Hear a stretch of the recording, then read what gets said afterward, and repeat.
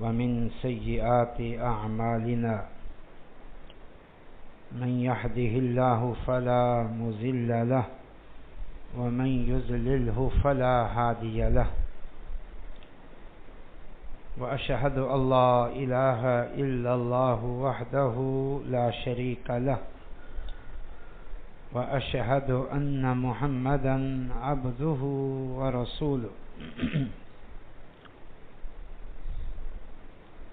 أما بعد فأعوذ بالله من الشيطان الرجيم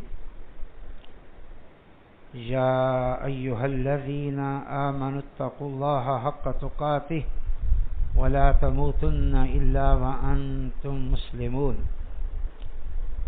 يا أيها الناس اتقوا ربكم الذي خلقكم من نفس واحدة وخلق منها زوجها وبث منهما رجالا كثيرا ونساء واتقوا الله الذي تساءلون به والأرحام إن الله كان عليكم رقيبا يا أيها الذين آمنوا اتقوا الله وقولوا قولا سديدا يصلح لكم أعمالكم ويغفر لكم ذنوبكم ومن يطع الله ورسوله فقد فاز فوزا عظيما أما بعد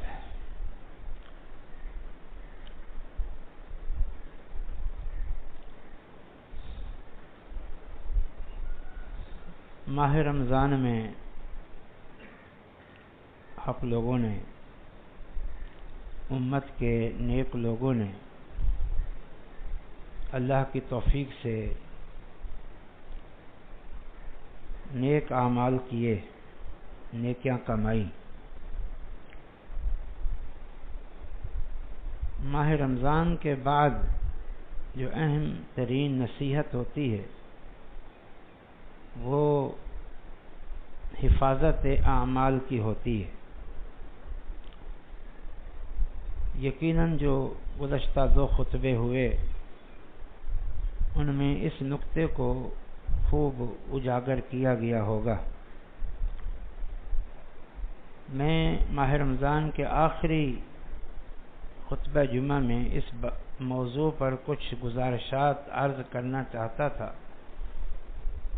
لیکن وقت کی قلت کی وجہ سے تفصیلی بات نہیں ہو سکی۔ حفاظت عمل کی اہم ترین ایک صورت ہے، میں اس کو اجاگر کرنا چاہتا ہوں۔ دیکھیں، ایمان اور عمل صالح یہ ہماری اصل پونجی ہے۔ جو لوگ اس کا اہتمام کرتے ہیں خوش نصیب ہیں۔ اب اس کی حفاظت کا بھی وہ اہتمام کریں۔ اس کی حفاظت کی بہت ساری صورتیں ہیں جو بیان ہوتی رہتی ہے۔ یہ صورت بھی کئی دفعہ بیان ہوئی، لیکن آج ہم اسے الگ سے بیان کرتے ہیں، اور وہ ہے صحبت صالحین، نیک لوگوں کی صحبت، دوستی اور تعلق۔ یعنی جو لوگ ایمان اور عمل صالح پر پختہ ہیں، قائم ہیں، ان کی دوستی، ان سے مصاحبت، ان سے بہت زیادہ میل جول، یہ بندے کے ایمان اور عمل صالح کی حفاظت کا ایک اہم ترین ذریعہ ہے۔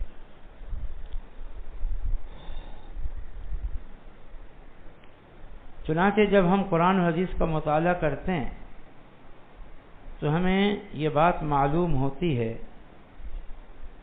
کہ اللہ اور اس کے رسول نے خیر اور شر کے راستے بھی واضح کر دیے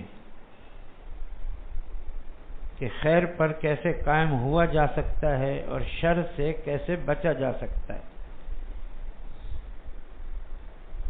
اور ساتھ میں ہمیں یہ ترغیب بھی دی گئی ہے کہ اچھے لوگوں کی صحبت اختیار کریں اور برے لوگوں کی صحبت سے اجتناب کریں، کیونکہ یہ ایک حقیقت ہے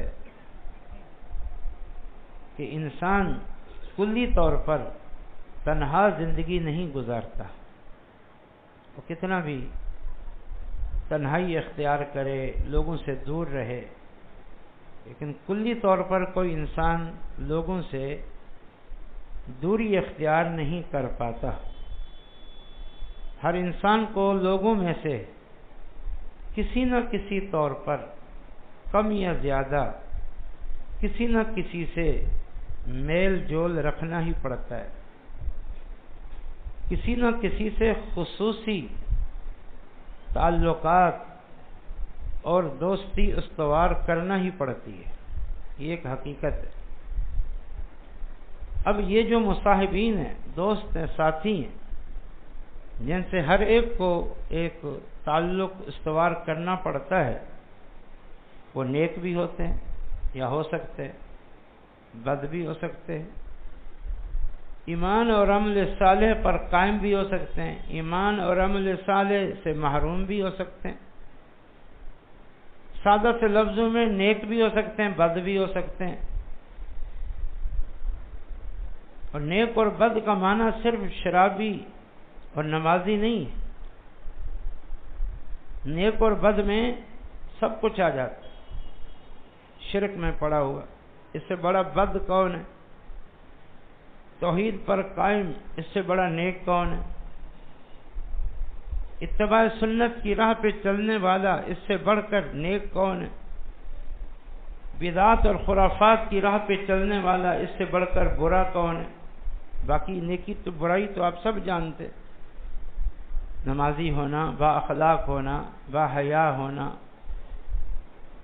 امانت دار ہونا، عہد کی پابندی والا ہونا، وغیرہ وغیرہ۔ اور اسی طرح برائی، شراب، زنا، چوری، جھوٹ، ڈاکہ، خیانت وغیرہ وغیرہ، یہ ساری حقیقتیں، اس سے انکار نہیں کیا جا سکتا۔ اور پھر یہ بھی ایک حقیقت ہے کہ یہ جو مصاحبین اور دوست ہوتے ہیں، چاہے وہ نیک ہوں یا بد ہوں، ان کی اس نوعیت کے اعتبار سے، نیک اور بد کی جو نوعیت ہے، اس اعتبار سے آدمی پر اچھے یا برے اثرات پڑتے ہی ہیں، یہ بھی ایک حقیقت۔ یہ تینوں حقیقتیں، اچھے یا برے اثرات مرتب ہوتے اور یقیناً ہوتے ہیں۔ اشعار میں سناتا نہیں ہوں زیادہ، لیکن دو فارسی کے شعر آپ کو سناتا ہوں، ایک مولانا رومی کے ہیں اور ایک علامہ اقبال کا ہے۔ مولانا رومی کہتے ہیں، صحبت صالح ترا صالح کند و صحبت طالح ترا طالح کند، کہ نیک آدمی کی صحبت اور دوستی تمہیں نیک بنا دے گی، اور برے آدمی کی صحبت اور دوستی تمہیں برا بنا دے گی۔ اور علامہ اقبال کا بھی فارسی میں ایک شعر ہے، ہوئی نہ زاغ میں پیدا بلندی پرواز، زاغ کہتے ہیں کوے کو، ہوئی نہ زاغ میں پیدا بلندی پرواز، خراب کر گئی شاہین کے بچے کو صحبت زاغ۔ زاغ مانا کوا، یعنی کوے کا بچہ اور شاہین کا بچہ اگر دونوں ساتھ رہیں تو کوے کو تو شاہین کی طرح اونچی پرواز کی ہمت کبھی پیدا نہیں ہو سکے گی، نہ ہوتی ہے، لیکن کوے کی صحبت شاہین کی عادتیں بگاڑ دیتی ہے۔ یہ تو ایک برسرے راہ دو اشعار تھے جو ان حقائق کی طرف نشاندہی کرتے ہیں کہ یہ حقیقت ہے، دنیا جانتی ہے، اچھوں اور بروں کی صحبت کے اثرات ہوتے ہیں،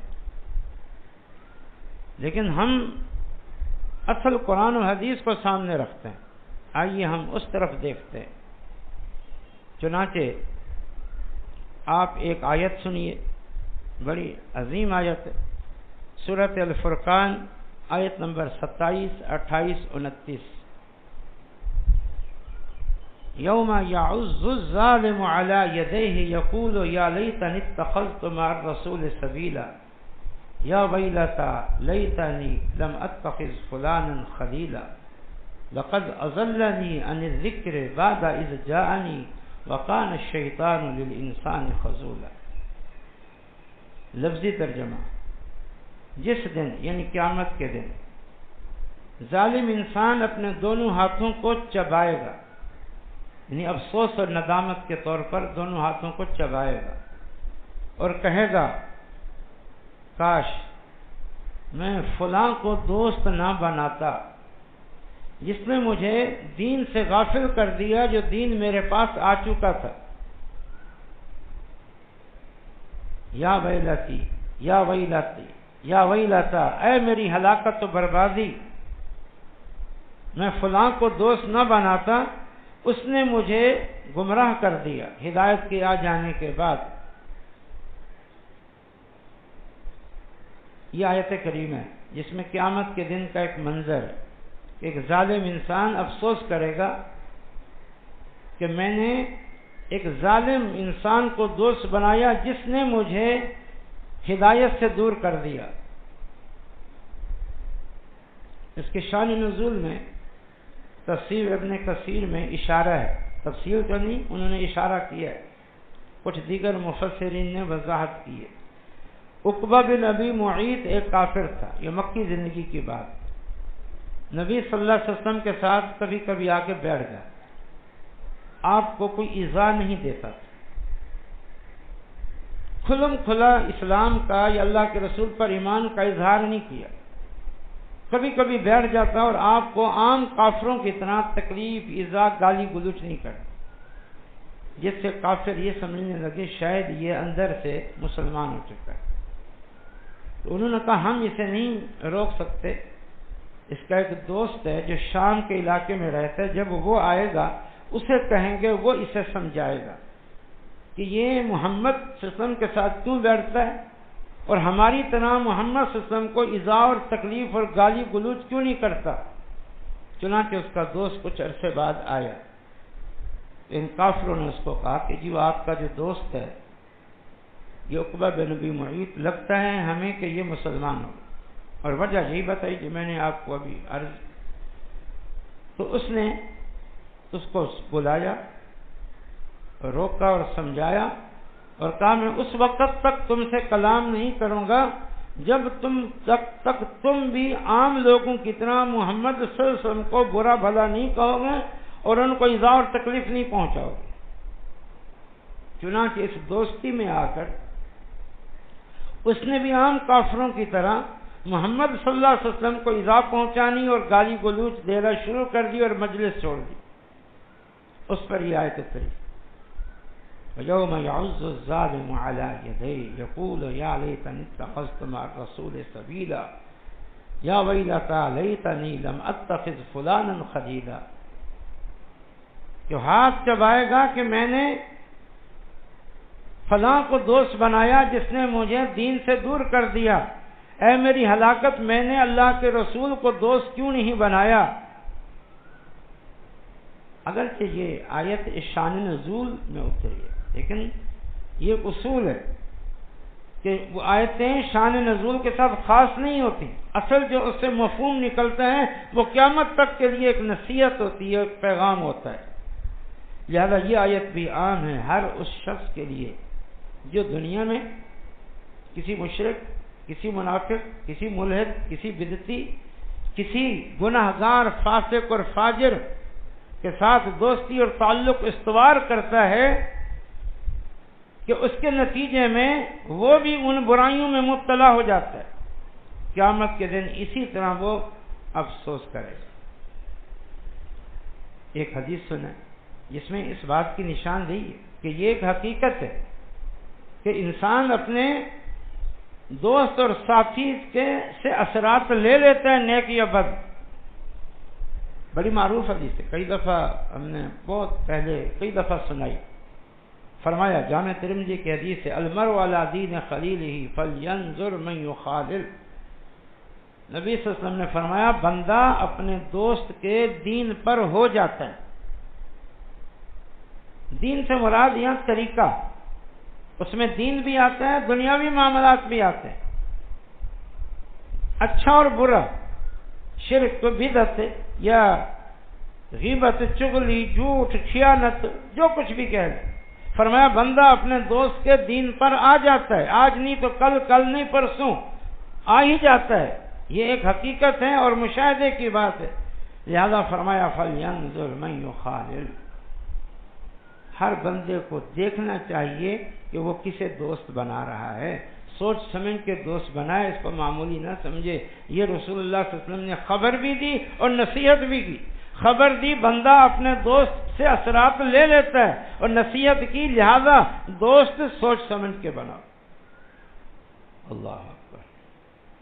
ایک اور حدیث، اس میں تو اس بات کو مثال دے کے خود نبی صلی اللہ علیہ وسلم نے سمجھایا. اللہ اکبر. اور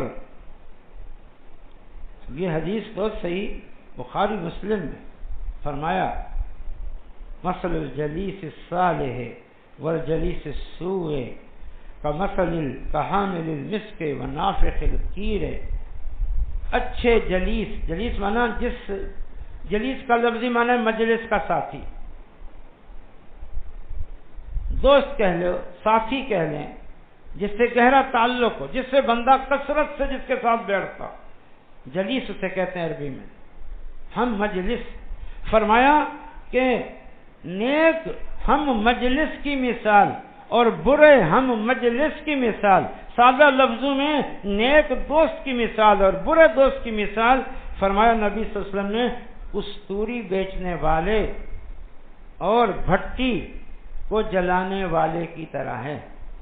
پھر آپ نے پوری وضاحت کی کہ کستوری کا بیچنے والا اگر آپ کا دوست اور ساتھی ہے، آپ اس سے بیٹھتے ہیں اس کے ساتھ، تو تین باتوں میں سے ایک بات ہوگی. یا آپ اس سے کستوری خوشبو خرید لیں گے، کتنا بڑی بات، لے لیں گے اس کو. یا وہ آپ کو ہدیہ دے گا، میرا دوست ساتھی ہے، وہ آپ کو ہدیہ دے گا، اور اس طرح آپ کو خوشبو تھوڑی بہت ملتی رہے گی اس سے.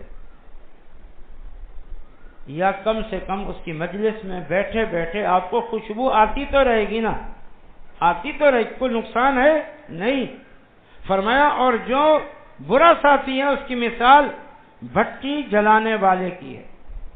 لوہار ہے، سونار ہے، کوئی بھی اس کے ساتھ بیٹھو گے، یا تو چنگاری اڑے گی، تمہارے کپڑے جلیں گے، یا وہاں سے بدبو ہی آتی رہے گی، کوئی خوشبو تو نہیں ہوگی، کوئی اچھا ماحول تو نہیں ہوگا. یہ نبی صلی اللہ علیہ وسلم نے سمجھائی یہ بات. یہ حقائق ہے، یہ ایسے نہیں کہ آپ ایسے ہی میں کوئی فضائی بات کر رہا ہوں. دنیاوی طور پر بھی یہ بات مسلم ہے، اور اللہ اور اس کے رسول نے تو اس بات کا ذکر کیا ہے. ایک اور حدیث سنیں، فرمایا نبی صلی اللہ علیہ وسلم نے کل مولود یولد بالفطرہ. اللہ اکبر. یہ صحیح بخاری کی حدیث سنا رہا ہوں. ہر بچہ فطرت اسلام پر پیدا ہوتا ہے، فطرت توحید پر پیدا ہوتا ہے، اللہ کی ربوبیت کے علم پر پیدا ہوتا ہے، اللہ کی وحدانیت کے علم پر پیدا ہوتا ہے. لیکن اس کے والدین یحودانی اسے یہودی بنا دیتے ہیں، یمجسانی مجوسی بنا دیتے ہیں، ینصرانی عیسائی بنا دیتے ہیں. یہ حدیث کے لفظ ہیں، صحیح بخاری کی حدیث سنا رہا ہوں، بنا دیتے. پھر آپ صلی اللہ علیہ وسلم نے مثال کے طور پر بیان فرمایا، پر میں دیکھتے نہیں ہو جانور کا بچہ جب پیدا ہوتا ہے تو بے عیب ہوتا ہے، صحیح سلامت ہوتا ہے، لیکن بڑا ہونے تک یا تو مالک اس کے اندر کوئی نہ کوئی تبدیلی لے آتا ہے، پہچان کے لیے یا کسی بھی علامت کے طور پر کوئی نہ کوئی تبدیلی لے آتا ہے اس میں، یا ویسے ہی ان جانوروں میں رہتے ہوئے لڑتے جھگڑتے گرتے پڑتے کوئی نہ کوئی اس کو چوٹ لگتی ہے اور اس میں عیب آ جاتا ہے. یہ مثال دی نبی صلی اللہ علیہ وسلم. تو اب کس نے یہودی بنایا؟ نبی صلی اللہ علیہ وسلم نے فرمایا یہودی گھرانے نے اسے یہودی بنایا، گھرانے نے اسے مجوسی بنایا، گھرانے نے اسے عیسائی بنایا، گھرانے نے اسے ہندو بنایا۔ یہ صحبت کا، کیونکہ ان سے تو ایک مسلسل تعلق ہے، آنکھ کھولتے ہی یہ سب کچھ دیکھ رہا ہے، عمومی طور پر یہ اثرات ہوتے ہیں۔ ابن عباس کا قول سنیں رضی اللہ عنہ، وہ فرماتے ہیں لا تجالس اہل الاہواء ان مجالستهم ممررۃ للقلب۔ اپنے کسی شاگرد کو نصیحت کی، اے میرے شاگرد، اے عزیز، اے بھائی، اے بیٹے، جو اہل الاہواء ہیں، اہل الاہواء کا لفظی معنی ہے خواہش پرست، یہ لفظی معنی ہے۔ عام طور پر اہل الاہواء کا اطلاق اہل بدعت پر ہوتا ہے۔ ابن عباس رضی اللہ تعالی عنہ جب یہ لفظ استعمال کیا اس وقت اس کے اطلاق میں اہل بدعت تھے، جس میں بنیادی طور پر روافض اور شیعہ تھے، اس کے بعد خوارج تھے، اور اس کے بعد دیگر عقل پرست لوگ، یہ اہل الاہواء تھے۔ یعنی یہ اہل الدین اور اہل السنہ کے مقابلے میں اہل الاہواء جو قرآن حدیث کو ماننے والے ہیں وہ اہل السنہ ہیں، اور جو اس سے ہٹ کر عقل پرست ہیں یا گمراہی کا شکار ہیں وہ اہل الاہواء ہیں۔ تو کہا اہل الاہواء یعنی ان مشرکوں اور بدعتوں اور بے دین لوگوں کی مجلس اختیار نہ کرو۔ وجہ بتائی آگے، فإن مجالستهم ممررۃ للقلب، کہ ان کی مجالست، ان کی مصاحبت یعنی ان کی دوستی اور تعلق تمہارے دلوں کو بیمار کر دے گا۔ تمہارے اندر جو قرآن حدیث کی محبت ہے، سنت رسول کی محبت ہے، یہ ختم ہوتی جائے گی، آہستہ آہستہ آہستہ آہستہ ان کے رنگ میں رنگ دیے جاؤ گے۔ یہ ایک حقیقت ہے۔ ایمان اور عمل صالح کی دولت وہ حاصل کرو، پھر اس کی حفاظت کرو۔ اس کی حفاظت کی بہت ساری صورتیں، ان میں سے ایک یہ ہے کہ پھر بد عقیدہ اور مبتدئین مشرکین سے بھی دور رہو، اور فاسق اور فاجر اور بد لوگوں سے بھی دور رہو۔ اللہ اکبر۔ اور ایک اہم نصیحت کے طور پر ایک عرض کرتا ہوں بات، بلکہ آخر میں تھوڑا سا آگے ایک اور اس پہلو سے نقطہ سنیں۔ اب کچھ وہ احادیث سنیں، بلکہ آیات اور احادیث جن میں واضح، یہ تو خبر دی نبی صلی اللہ علیہ وسلم نے، ان آیات میں تو خبر دی، اللہ تعالیٰ نے بھی ان آیات میں خبر دی کہ مصاحبت کا، دوستی کا اثر ہوتا ہے۔ اب آئیے کچھ آیات اور احادیث سنیے جس میں اللہ رسول نے ان لوگوں کی مصابحت سے، دوستی سے روکا ہے جو بد لوگ ہیں، برے لوگ ہیں۔ اور بد اور برے کا معنی میں نے پہلے بتا چکا ہوں۔ ہم بد اور برا صرف زانی، شرابی، چور، ڈاکو کو سمجھتے ہیں، بس خائن اور بد عہد کو سمجھتے ہیں، جھوٹے اور فلاں فلاں کو سمجھتے ہیں، یہ بھی ہیں، لیکن اس سے پہلے بد عقیدہ، مشرک، بدعتی اور گمراہ انسان، یہ سارے ان سے دوری اختیار کرنے کے متعلق آیات سن۔ پہلی آیت سورۃ انعام میں آیت نمبر 68، اور اس سے ملتی جلتی آیت معنی اور مفہوم کے اعتبار سے سورۃ النساء میں آیت نمبر 140، فرمایا وَإِذَا رَأَيْتَ الَّذِينَ يَخُوضُونَ فِي آيَاتِنَا فَأَعْرِضْ عَنْهُمْ حَتَّى يَخُوضُوا فِي حَدِيثٍ غَيْرِهِ وَإِمَّا يُنْسِيَنَّكَ الشَّيْطَانُ فَلَا تَقْعُدْ بَعْدَ الذِّكْرَى مَعَ الْقَوْمِ الظَّالِمِينَ۔ تھوڑا سا پانی پی لو۔ اللہ اکبر۔ طبیعت کوئی بہت زیادہ خراب نہیں ہے، لیکن صبح کو موشن ہو گئے جس سے تھوڑی کمزوری ہے، کھڑے ہونے کی ہمت نہیں تھی۔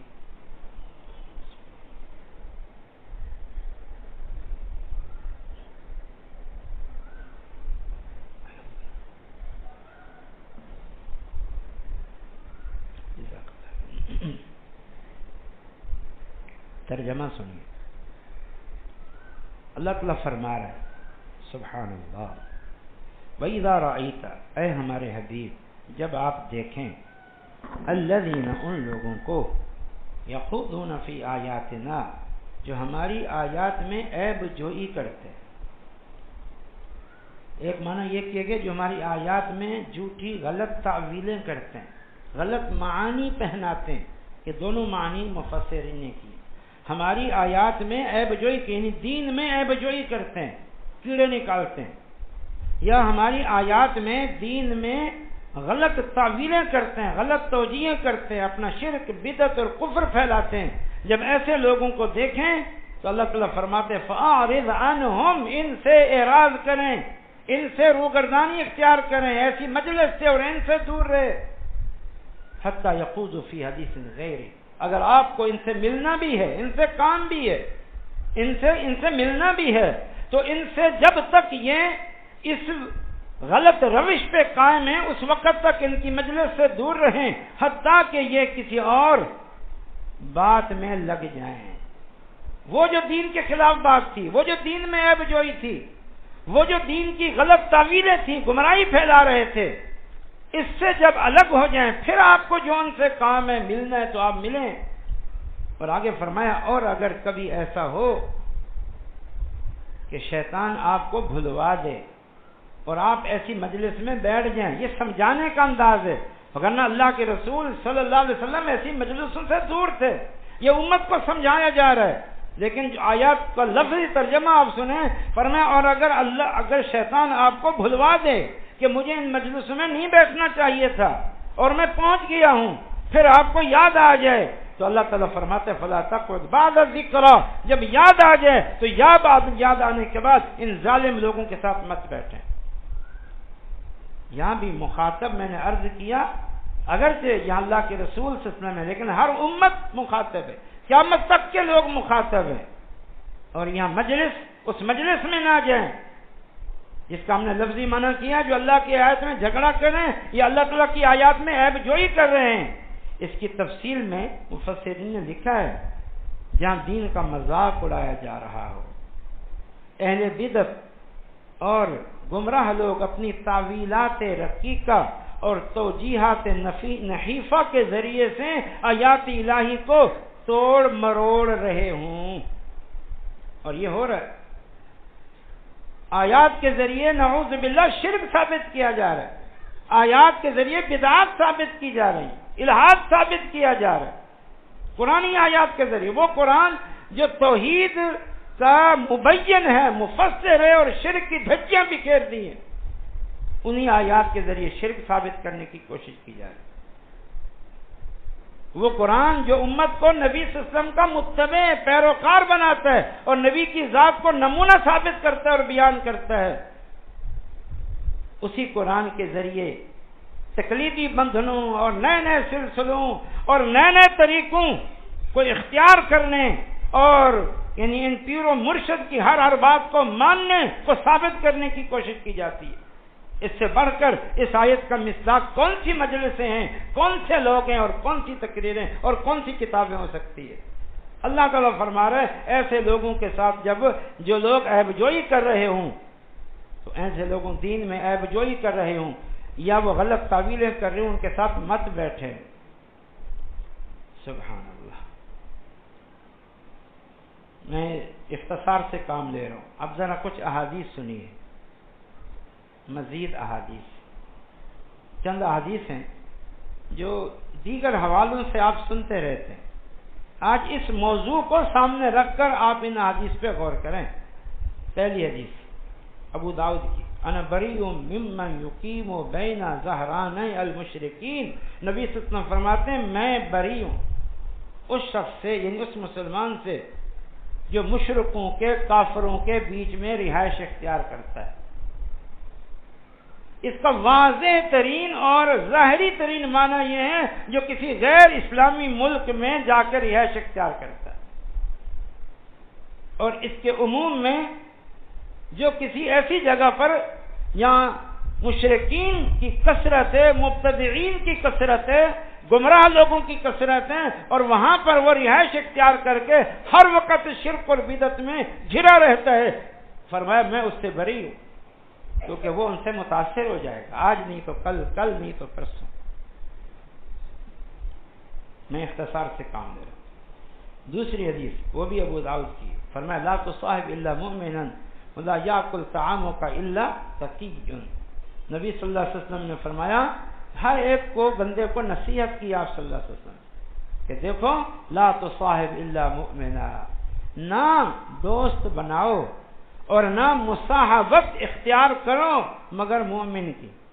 یا مومن سے مراد ایک تو کافر کے مقابلے میں مسلمان ہے، کافر کے ساتھ دوستانہ نہ ہو، کثرت سے اٹھنا بیٹھنا نہ ہو، ایک مسلمان کے ساتھ ہو، اور پھر مسلمانوں میں وہ جو صحیح ایمان پر ہو، جو گمراہی سے اور شرک سے دور ہو۔ فرمایا نہ مصاحبت اختیار کرو مگر مومن کی۔ اور اگلی حدیث بھی سن لو، فرمایا اور تمہارا کھانا نہ کھائے مگر متقی اور پرہیزگار۔ اگلی حدیث فرمایا تنکح المرأة لأربع لمالها ولحسنها ولحسبها ولدینها فاظفر بذات الدین۔ اور یہ روایت صحیح بخاری کی ہے۔ نبی صلی اللہ علیہ وسلم نے فرمایا کسی عورت سے نکاح 4 وجوہ سے ہوتا ہے عام طور پر، اس کے مال، اس کے حسن، اس کے حسب و نسب کی وجہ سے، اور نمبر 4 اس کے دین کی وجہ سے۔ پھر نبی صلی اللہ علیہ وسلم فرماتے ہیں فاظفر بذات الدین، دیندار عورت سے نکاح کر کے کامیابیاں سمیٹ لو۔ یہ کامیابیاں کیا ہیں؟ اپنے دین کی حفاظت ہے، دین کی حفاظت، عمل کی حفاظت، صالحیت کی حفاظت، ایمان و عمل صالح کی پونجی کی حفاظت ہے۔ فرمایا تم دینداری کو اختیار کرو، اس کے بعد دیگر اوصاف میں سے جو بھی خوبی مل جائے ٹھیک ہے، کوئی حرج نہیں ہے، لیکن اساس اگر دین کی اور اپنی صالحیت کی حفاظت چاہتے ہو تو اس کی اساس کیا ہونا چاہیے؟ عورت کی دینداری۔ یہ میرے موضوع کا اختتام تھا۔ آخر میں دوسرے خطبے میں کچھ خلاصے کے طور پر 1-2 باتیں عرض کرتے ہیں۔ اللہ تعالیٰ سمجھ اور عمل کی توفیق عطا فرمائے۔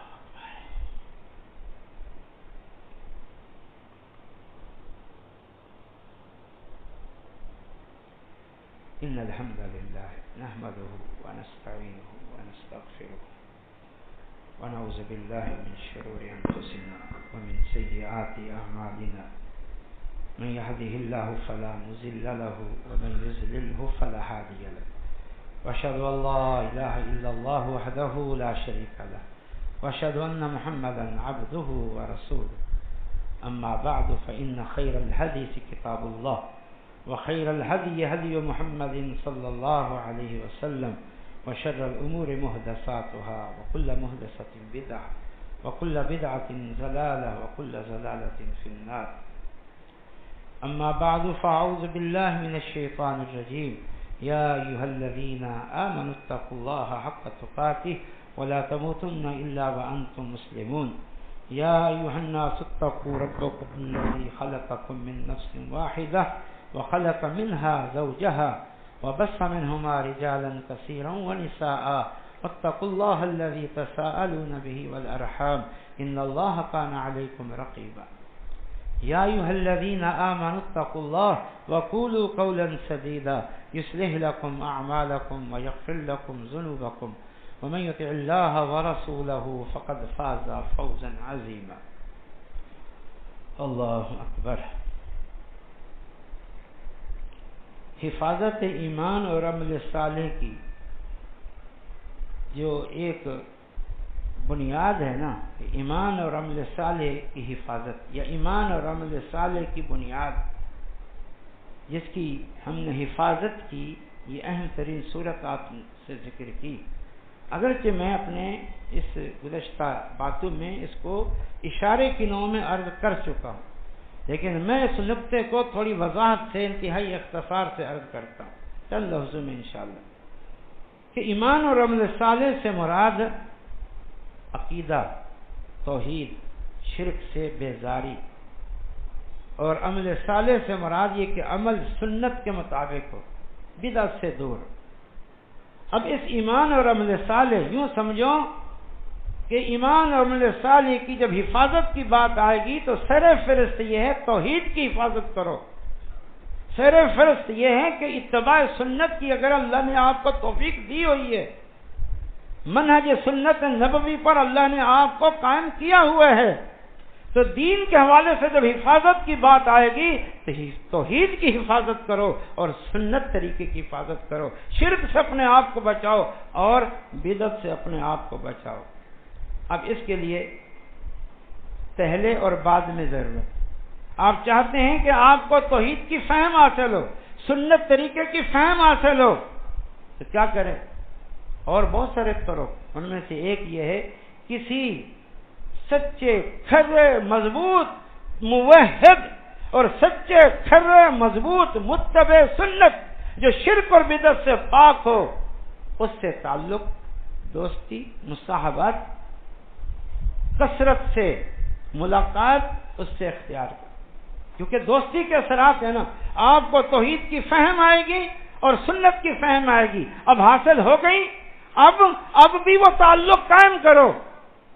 یا آپ نے جیسے حاصل کر لی یہ نعمت، اب اگر آپ چاہتے ہو اس نعمت کی حفاظت ہو تو اب دوستی اور تعلق کی اساس وہ موحد اور متبع سنت ہو. کیوں؟ وگرنہ پھر یہ دولت چھن جائے گی. اچھا دوست کون ہے؟ جو آپ کے ایمان کی حفاظت کا باعث ہو.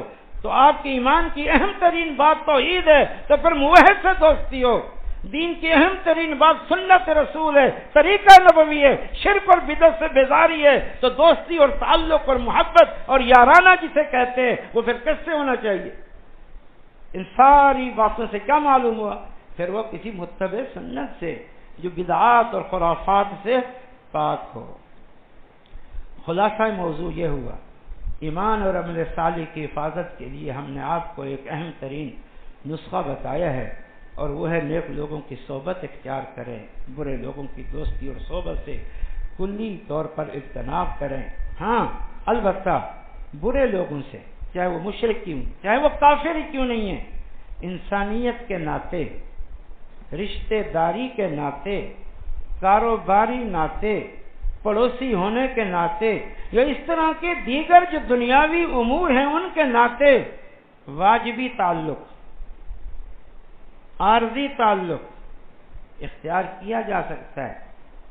ایسا تعلق نہ ہو جسے دوستی، جسے محبت، جسے یارانہ کہا جا سکتا ہے، وگرنہ برا انجام بالکل سامنے ہے. آج نہیں تو کل، کل نہیں تو پرسوں آپ بھی اسی کفر میں، شرک میں اور دیگر برائیوں اور فسق و فجور میں مبتلا ہو کے جو آپ کا اصل سرمایہ اور اصل جمع پونجی ہے، ایمان اور عمل صالح اور دین، اللہ رسول کے ساتھ سچا تعلق، اس سے محروم ہو جائیں گے. اللہ پاک مجھے اور آپ کو سمجھ اور عمل کی توفیق عطا فرمائے. ایک اہم اعلان ہے، آپ کے کراچی لیاقت آباد میں سیمن ایریا میں ایک مسجد ہے، قدیمی ترین مسجد ہے. اس کا کچھ حصہ وہ یعنی خریدا گیا ہے جو کہ مسجد میں شامل نہیں تھا. وہ الحمدللہ رمضان میں خریدا گیا جس کی قیمت 1 کروڑ اور 85 لاکھ ہے. رمضان میں ان ساتھیوں نے اصرار کیا اعلان کریں. میں نے کہا کہ آپ رمضان میں اپنے طور پر تعاون جمع کریں اور اس کے بعد میں اپنے ساتھیوں کے سامنے عرض کروں گا. میں نے ان سے وعدہ کیا تھا. تو الحمدللہ رمضان میں ان ساتھیوں نے 50 لاکھ جمع کر کے باقاعدہ اس کی ادائیگی کر دی ہے. باہر مسجد کے مین گیٹ کے باہر ایک پوسٹر لگا ہوا ہے جس میں تفصیل موجود ہے. آج یہ ساتھی آئے ہوئے ہیں، آپ کے کراچی کا مسئلہ ہے. الحمدللہ کچھ ٹائم ہے ان کے پاس، بہت زیادہ جلدی نہیں ہے، لیکن بہرحال اب یہ جمع کرنا ہے. اللہ تعالیٰ آپ لوگوں کو جزائے خیر دے. ہمیشہ آپ نیکی کے کاموں میں حصہ ملاتے ہیں، اس کام میں بھی حصہ ملا ہے. اللہم صلی علی محمد وعلی آل محمد كما صليت على إبراهيم وعلى آل إبراهيم إنك حميد مجيد. اللهم بارك على محمد وعلى آل محمد كما باركت على إبراهيم وعلى آل إبراهيم إنك حميد مجيد. اللهم انصر من نصر دين محمد صلى الله عليه وسلم واجعلنا منهم، واخذل من خذل دين محمد صلى الله تعالى عليه وسلم ولا تجعلنا منهم. عباد اللہ رحمكم اللہ ان اللہ یأمر بالعدل والإحسان وإیتاء ذی القربى وینہی عن الفحشاء والمنکر والبغی یعظکم لعلکم تذکرون.